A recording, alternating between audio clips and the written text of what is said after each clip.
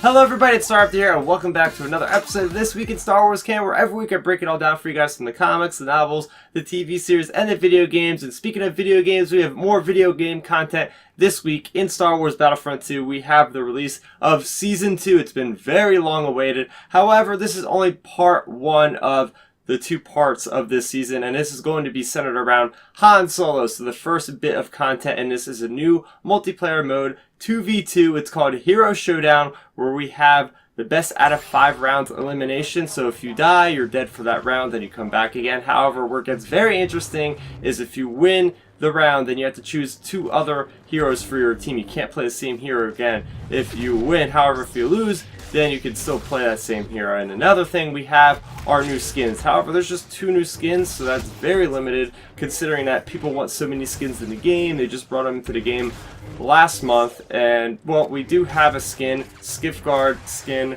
for Lando, which is an epic skin. And then we have the first legendary skin in Battlefront 2, and that is Boushh from Return of the Jedi for Leia. It even modifies her voice. So very cool. Another big announcement is the addition of Starfighter to arcade. So as somebody who loves Starfighter, this is great news because you can just go in there, play as whatever hero ship you want to play as, and just have a lot of fun. There's onslaught mode, which is that timed mode where you just basically have to keep chaining together kills to win. And they also have just your regular kind of team deathmatch, where it also includes computers, so you can just go in and blast away. So it's a lot of fun. Very good addition now to your regular. Now you can play every map basically in the game offline. I'm pretty sure you can play that offline. Well, at least you don't play against real opponents. So if you're trying to get better with the ship or with the hero, I would recommend jumping in arcade mode. Another thing they did include was Jabba's Palace. Yes, this isn't a new map. This is a map coming from the Jabba's Palace DLC in the first Battlefront. So they are doing a good job of including these new maps from the previous game. Like, I really enjoyed the Administrator's Palace, which they released like last month for the Bespin DLC on this game. So it's cool to see that. However, I'm not sure why they just didn't give us a brand new map that they haven't had before, and it's just kind of very frustrating. Again, I'm going to get into that in a little bit here. I just want to mention that there are time challenges, and these are just weird because I'm going to just get into it right now. I'm very disappointed by this update. We've been waiting months to get some good content. This feels like it's very rushed. I mean, considering that they're waiting a whole nother month, I mean, it can't be because it's secrets from Han Solo. I mean, go figure. We had the Rogue One content. We had the Last Jedi content out before the movies came out. So what are they trying to hide? I mean, just give us Minban. Give us Corellia. Like, and at least if you're not going to show it to us yet, can you just give us the name of the planet? Like, it just doesn't make sense why they're keeping their cards so close to their chest. I do not understand the secrecy of EA. What is going on here? This is just getting ridiculous. And it's just like, oh, well, we have E3. I guess you can make an argument for E3 being next month, that they want to hold some more reveals until then. But that's going to be way too late. Like, Han Solo is coming out next week. Like, you should have content out around that time. Like, you're going to release a whole season, which is nothing compared to the Last Jedi season, if you ask me. Because at least with the Last Jedi season, there were weekly challenges and daily challenges, which will ultimately affect how you progress through that season. No, there's nothing here. It's like, oh, kill somebody as Darth Maul. Kill 10 people as Luke. Kill... So they're not even thematically with Han Solo. Like, Darth Maul has nothing to do with Han Solo. So why are they labeling this as the Han Solo season? Oh yeah, Jabba's Palace. Well, guess what? We don't even have a skin for Han Solo in this darn thing. So yeah, I'm getting a little bit heated up because Battlefront, I'm trying to give it as much slack as I possibly can, and we were going in a good direction with Ewok Hunt, right? That was a really fun mode, and not saying that 2v2 Hero Showdown is a bad mode at all, but just the recycled content at this time, it just doesn't really make a whole lot of sense to me, to be honest with you. And again, the skins, like, you're gonna just release 2 skins. Yeah, they are really well made, but people are, just really want that Clone Wars content. And the heroes, there's been no mention of heroes. They just say, oh, new world. So I guess we're not even going to get new heroes in a game. Like, there are so many heroes in Star Wars. Don't even get me started on why the heck we don't have more characters at this point. Yeah, we have to have 100% of the team on the progression update that lasted for 6 months before they were able to get it out to us. Yeah, I didn't really mean for this to turn out to be a rant video, guys, but hey, I guess I'm ranting a little bit. So, yeah, that's my thought on Battlefront 2. The second season so far, pretty much a flop. I mean, the 2v2 mode is definitely fun. It's nice to see that there's more tactics involved now rather than the hero versus villains 4v4. 2v2, you can really get on the mic with somebody and coordinate with your attacks. It's a lot of fun. And yeah, we'll see what happens in June, I guess, with the second part of this Han Solo season.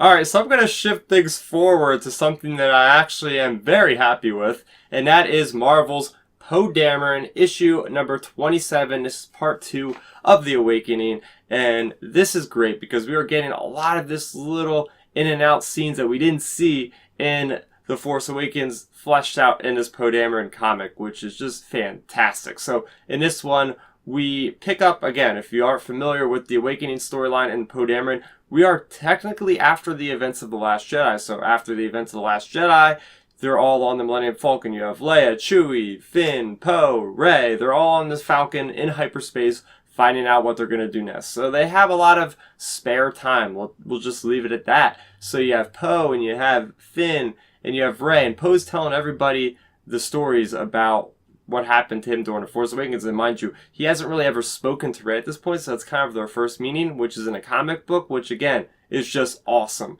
So yeah, we pick up right there. They're on the Falcon, and basically what happens is you have Poe telling about the events of Takodana. So he's talking about how he killed like 9 TIE fighters and all these stormtroopers, which is amazing. And him and Rey are kind of sharing different stories, like, oh yeah, we're both torture brothers or torture people or something like that, because they both talked about what Kylo Ren did to them. I thought that was pretty funny. And then you do go into stuff that we've never seen in The Force Awakens, which I didn't expect, because I was thinking in my head, like, okay, where are we going to go from here?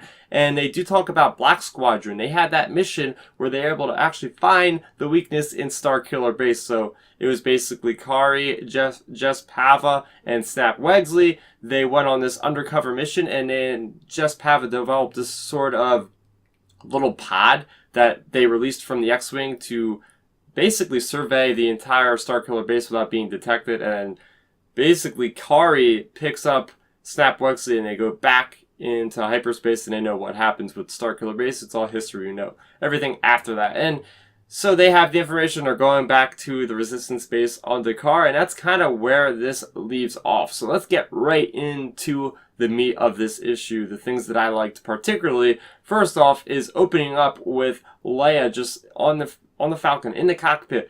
She's thinking of Han Solo. I mean, it seems like it's a long time ago that he died, but in reality, it really isn't. It's probably just been a couple days, so it's still just heavy on her mind. And if I'm not mistaken, by analyzing one of the panels, it looks like she was using the Force to activate some switches in the pilot seat of Han Solo. So that was very interesting. And I just like seeing her like after the events of The Last Jedi. And that's for every character. It's just so cool that we're actually revealing some of this stuff. It's very minute stuff. Like, it's not groundbreaking stuff that we're learning, but it's nice to see that Lucasfilm is kind of, you know, loosening the reins on what Canon can explore before the movies and whatnot. Another thing that was really cool, which I didn't expect, is Nien Nunb and Chewie flying the Falcons. Yes, Nien Nunb, all the way back in Return of the Jedi, you see him flying with Lando, and he has come back into the cockpit. He takes over from Leia, and you literally see Chewie and Nien Nunb fist bumping. That was awesome. That's really cool right there. And speaking about the artwork, I did really enjoy the artwork was great all around. The character likenesses were awesome, but there's this one page where it's a splash page of Poe on Takodana. Literally, it's like this really cool image of him just going around, just destroying troopers and TIE fighters in an epic move where Finn says, "That's one hell of a pilot." Yeah, that was awesome, and that's in the comics, so very cool there. And I will say, I am liking this relationship between Snap Wexley and Kari.